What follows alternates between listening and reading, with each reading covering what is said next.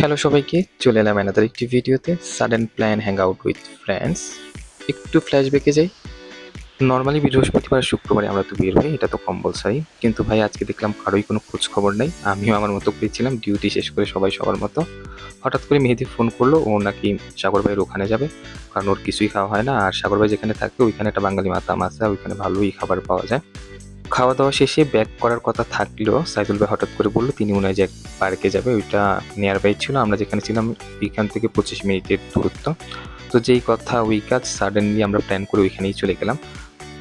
আমরা একটা জিনিস লক্ষ্য করলাম যে আমাদের হুটহাট করা প্ল্যানগুলি আসলে অনেক সুন্দর হয়। অনেক প্ল্যান আমরা আসলে এক সপ্তাহ আগে থেকেই করি, কিন্তু দেখা যাচ্ছে ওইটা আমাদের আর মন মতো হয় না, কোনো না কোনো খুঁত থাকে। কিন্তু যেমন আজকে আমাদের কোথাও আসলে বের হওয়ার ছিল না, কিন্তু এত সুন্দর একটা জায়গাতে আসলাম।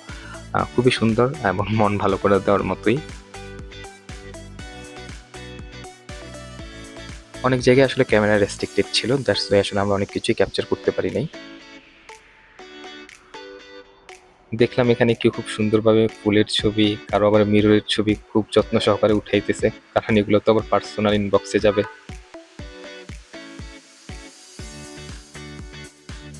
আর যে কোনো সুন্দর জায়গায় গেলে স্বাভাবিকভাবেই আমরা যেটা করে থাকি, আমরা আমাদের নিজেদের মতোই অনেক ছবি টবি উঠাই। তেমনই গেলাম, সবাই সবার মতো করে আসলে ছবি উঠালাম। এই তো, মানে সব মিলিয়ে ভালো ছিল।